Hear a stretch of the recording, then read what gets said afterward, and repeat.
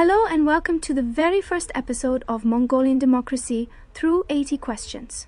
In this podcast series, we explore what democracy really means, not just as an idea, but as a living system that shapes our daily lives and our country's future. Each episode is based on the internationally acclaimed book 80 Questions and Answers About Democracy by David Beetham, and will connect it directly to Mongolia's democratic journey. We hear the word democracy all the time, but what does it actually mean? David Beetham starts his book with the question, what is democracy? His answer is both simple and powerful. Democracy is a system of government where the people govern themselves, either directly or through representatives whom they elect.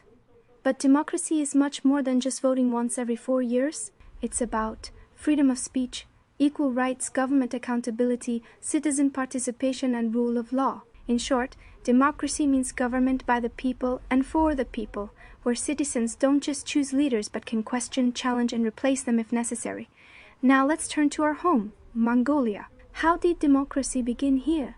In December 1989, as communism collapsed across Eastern Europe, a new movement inspired by global change began in Mongolia. Quiet at first, but full of hope. Citizens, led by 1,000 young intellectuals and students, gathered in Ulaanbaatar Sukbatar Square, demanding political reform, freedom of speech, and an end to one-party rule. They marched peacefully, held hunger strikes, and raised their voices, despite the freezing cold and uncertainty. By March 1990, the ruling Mongolian People's Revolutionary Party agreed to negotiate.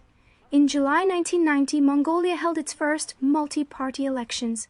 A peaceful transition unfolded, marking the birth of Asia's first successful democratic revolution after the Cold War. And in January 1992, Mongolia adopted a brand new constitution, officially becoming a parliamentary democratic republic. That moment changed everything. The new constitution states that state power shall be vested in the people of Mongolia. This means the government must serve the people, not the other way around. Here's a quote from someone who protested in 1990. We stood in the snow, freezing, not because we hated the past, but because we believed in a freer future. That belief in freedom, dignity, and choice lies at the heart of democracy.